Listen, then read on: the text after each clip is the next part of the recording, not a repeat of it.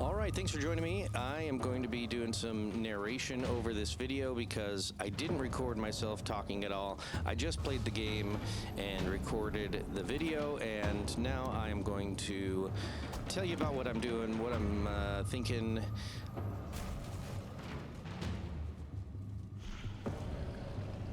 This is early on. I'm taking on the Elder, and as you can see, I am going to start by cheesing him a little bit with some fire.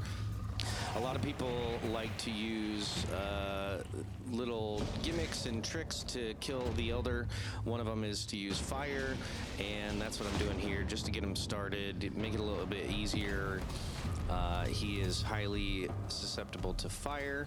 Sometimes you make your base underneath and you hide under there and you let him walk over the brazier, but that takes a very long time and sometimes it doesn't work out, or he walks off or whatever.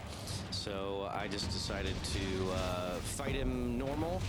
I've got my +2 bronze mace. I've got my +2 bronze mace, and I've got a buckler. I should have +3'd the mace. It would have made it a little bit quicker, but it only takes a few minutes to get him down in this way.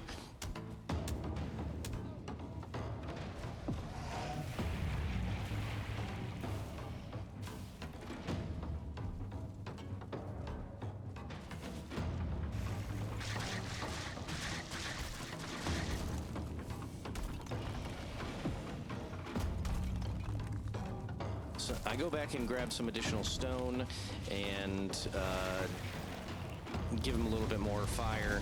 He gets kind of stuck in this little square here.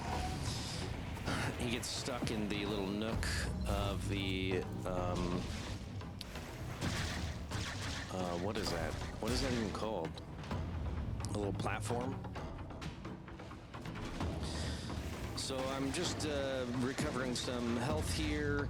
I forgot to even use my frickin' Eikthyr boss power because I always plan ahead for my bosses and then forget to do a bunch of things that I had planned to do because there's too many things to think about.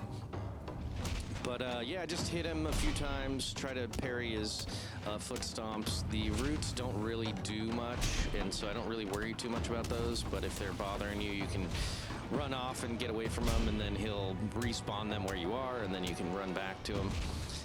But yeah, just even with just a +2 mace, he is pretty easy. I think it only takes me about 3 minutes to get him down.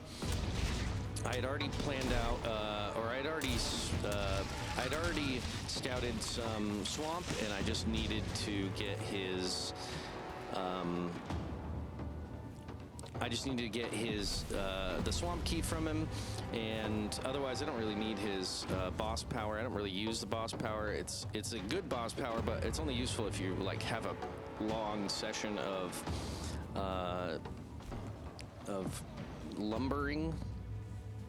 It only really matters if you want to do a ton of logging, a ton of wood gathering, and even if I'm doing that, I don't ever do it for so long. I just like to get as much as I need at the time, and then I run off.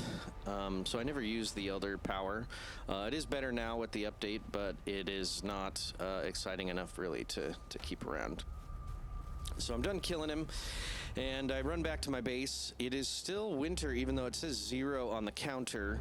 I always end up killing the bosses in the winter, which is always a really fun thing. I really like the seasonality mod. I have a ton of mods, all just Valheim Vanilla Plus mods on this playthrough, and that is just making the game really fun. It's like playing it over again, because I haven't really done that before. I played with mods, but not ones that I chose, and not in a solo game before. So this is part 2 of my Valheim Vanilla Plus solo run, and I already have parts 3, 4, and 5 ready to go, so stay tuned for those. I will be posting those shortly after I post this one, so if you want to follow along, see my progress. I've done a lot of additions to the base. A lot of things have changed since part 2 here, so make sure to check out my later videos to see all the different add-ons and progression. I'm all the way up to the Mistlands now, so it's a lot of fun. I wanted to kill the Elder and watch the season change, but it just takes forever. I didn't realize that the seasons don't change at 0. They change usually at the beginning of the new day, or it just takes some time for the new season to show up. So stay tuned for season change here a little bit. I'll show the base from the ocean side as it changes. It's really cool. All the seasons are great. They add a lot of new colors and textures to the game, and I think it makes the game just much more interesting. It allows you to pass time in a different way, and it adds new aesthetics to all the different biomes. Even the swamp, when it's all snowy, is really crazy. And the plains looks really cool when it's snowy, but everything looks really cool during the different seasons. So now I'm just running off to place the boss at the boss altar.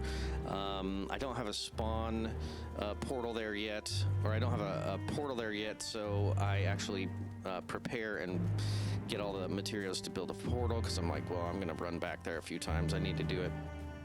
Next time, I think, because I have the Infinity Hammer, I can build wherever I want, which is awesome. Totally worth it to be able to build in caves or inside of vendor areas.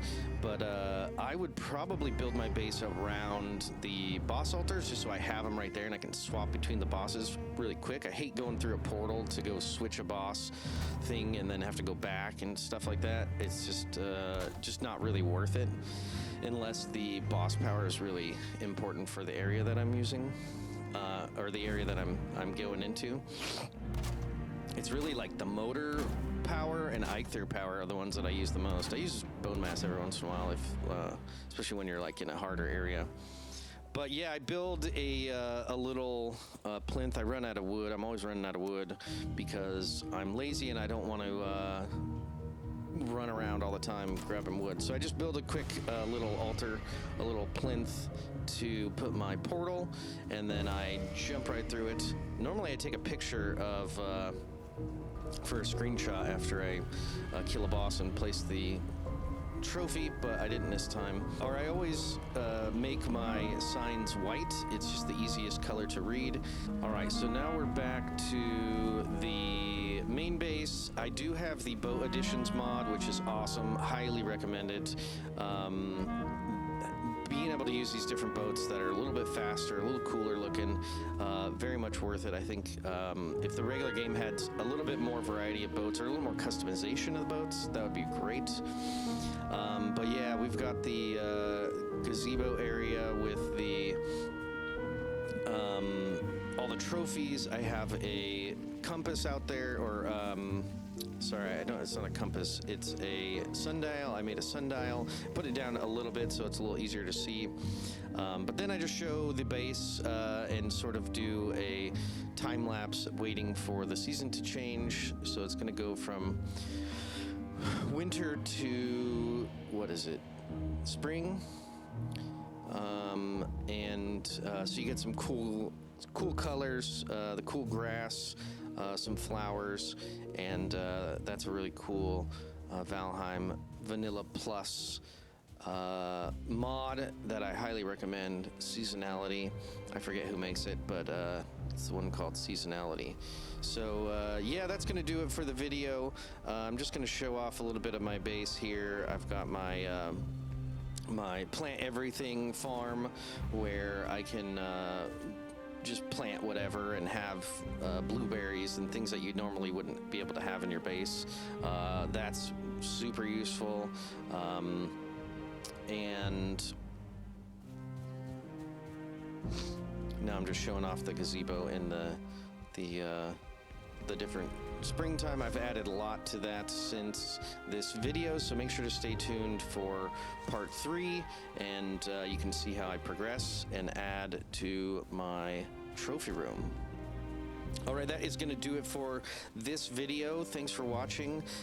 Stay tuned for part 3 coming soon, and you can watch me progress through the game with all the mods and get all the way to the Mistlands. We'll see if we end up getting to Ashlands. I think I'm going to try it, but I'm going to really over level before I even get in there.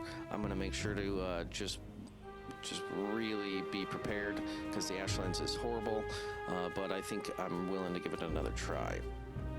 So thanks for watching. Have a good one. Make sure to leave a comment down below, like and subscribe, and follow me for more gaming and other videos. Thank you.